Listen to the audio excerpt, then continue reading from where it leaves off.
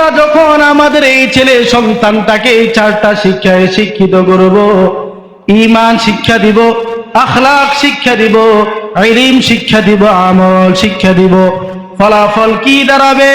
ফলাফল এই দাঁড়াবে, যখন আমার ছেলে সন্তানটা এই 4টা শিক্ষায় শিক্ষিত হবে, তখন সে চাইলে মাদ্রাসায় পড়বে, আলেম হবে, হাফেজ হবে। আলেম হাফেজ হওয়ার পরে তার ফ্যাসিলিটি আলাদা।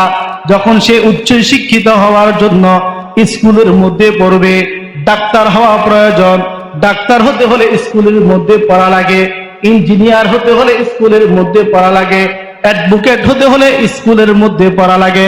দুনিয়ার যাবতীয় শিক্ষা অর্জন করার জন্য যখন সে জাগতিক শিক্ষা প্রতিষ্ঠানগুলোর মধ্যে ভর্তি হবে, যখন সে এই শিক্ষা গ্রহণ কেন্দ্রগুলো থেকে স্কলারশিপ নিয়ে বহিরাবিশ্বের মধ্যে যাবে বড় ডিগ্রি অর্জন করতে, ওই জায়গার মধ্যে তার বন্ধু থাকবে নাস্তিক, ওই জায়গার মধ্যে তার বন্ধু থাকবে ইহুদি, ওই জায়গার মধ্যে তার বন্ধু থাকবে খ্রিস্টান, ওই জায়গার মধ্যে তার বন্ধু থাকবে নাসারা, ওই জায়গার মধ্যে তার বন্ধু থাকবে অমুসলিমেরা।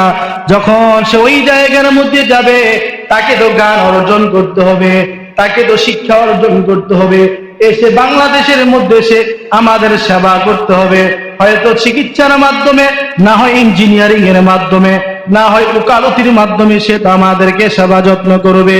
মুসলমান ভাইরা আমার, সে যখন জ্ঞান অর্জন করার জন্য বিভিন্ন শ্রেণীর মানুষের সাথে মিশবে, সেই জায়গার মধ্যে অশ্লীলতা আছে, বেহায়াপনা আছে, উগ্নতা আছে, এইগুলোর মধ্যে সে চলাফেরা করবে ঠিক, কিন্তু ওইগুলোর প্রভাবে সে কোনোদিন প্রভাবিত হবে না।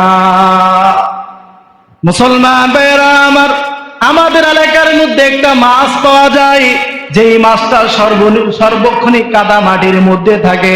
ওই মাছটাকে যখন কাদা মাটি থেকে উঠানো হয়, এত কাদা মাটি থাকা সত্ত্বেও কাদা থেকে তাকে পৃথক করলে ওই মাছটার গায়ের মধ্যে বিন্দু থেকে বিন্দু পরিমাণ কাদা মাটির থাকে না। বলেন ওই মাছটার নাম কি? বাইং মাছ। এটা সর্বক্ষণিক কাদা মাটির মধ্যে থাকে।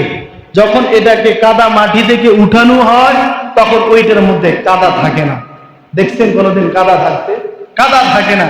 তার কারণ হলো এই, আল্লাহ তাআলা তার গায়ের উপরে এমন ভ্যাকসিন দিয়ে দিয়েছেন, এমন এক ফর্মুলা দিয়ে দিয়েছেন, যেটা সর্বক্ষণিক ওইটার মধ্যে থাকলেও কিন্তু ওইটার প্রভাবে সে কোনোদিন প্রভাবিত হয় না। ঠিক তেমনি ভাবে আমি যখন আমার ছেলে সন্তানটাকে ঈমান, আখলাক,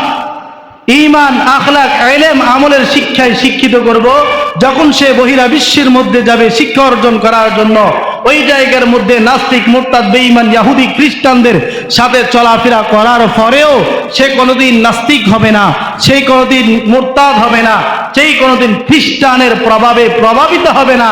কেন? বলে আমি ওই 4 শিক্ষার একটা ভ্যাকসিন তার গায়ের মধ্যে লাগিয়ে দিয়েছি, সেই জন্য সে কোনোদিন ওই উগ্নতা, বেহায়াপনার সাথে সে কোনোদিন লিপ্ত হবে না। এই জন্য কতটুকু জরুরি এই 4টা শিক্ষা, মোটামুটি বুঝাইতে পারলাম তো? মুসলমান ভাইরা আমার, আমি যখন এই 4টা শিক্ষায় শিক্ষিত করার ফলে আমি যখন আর একটু বেশি শিক্ষা তাকে দিব, মনে করেন তাকে হাফেজ বানাইলাম। রাসূল করিম সাল্লাল্লাহু আলাইহি ওয়াসাল্লাম হাদিসের মধ্যে বলেন, قال رسول الله صلى الله عليه وسلم من قرأ القرآن فاستظهره فحل حلاله وحرم حرامه أدخله الله به الجنة وشفعه في 10 من أهل بيته كلهم قد وجبت لهم النار। নবী আলাইহিস সালাতু ওয়াস সালাম বলেন, যে ব্যক্তি কোরআন পড়লো, ফাস্তাযহারাহু ফাহাল্লা হালালাহু, এবং কোরআনে বর্ণিত হালালকে হালাল মানলো, হারামকে হারাম মানলো, আদখালাহুল্লাহু বিহিল জান্নাহ, আল্লাহ তাআলা তাকে জান্নাতের মধ্যে প্রবেশ করাবেন।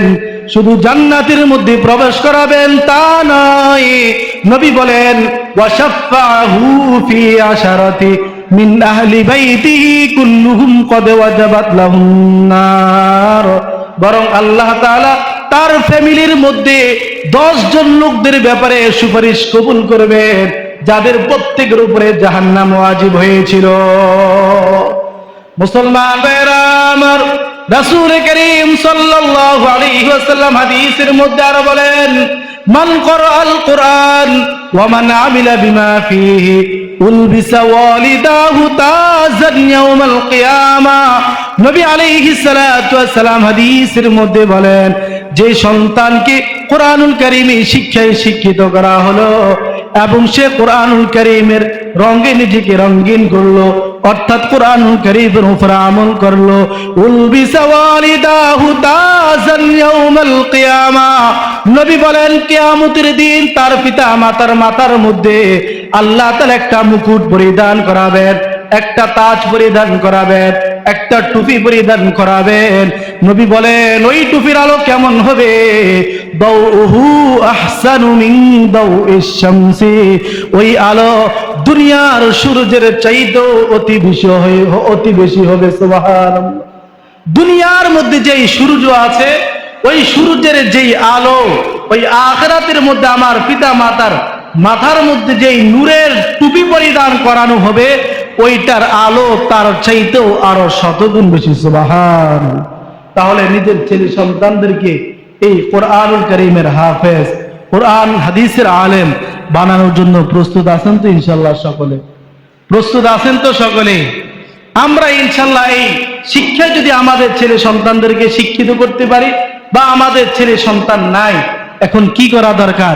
এই চার শিক্ষা যেই জায়গার মধ্যে দেওয়া হয়, কোরআন হাদিসের ইলম যেই জায়গার মধ্যে শিক্ষা দেওয়া হয়, ওই জায়গাগুলোর পিছনে যদি আমি লেগে থাকি, দান সদকা করি, একটা ঘরের প্রয়োজন ঘর নির্মাণ করে দিলাম, একটা নলকূপের প্রয়োজন ব্যবস্থা করে দিলাম, একটা টাঙ্কির প্রয়োজন ব্যবস্থা করে দিলাম, পাখার প্রয়োজন ব্যবস্থা করে দিলাম, এক বস্তা চাউল দিলাম প্রতি মাসে, ফলাফল কি হবে?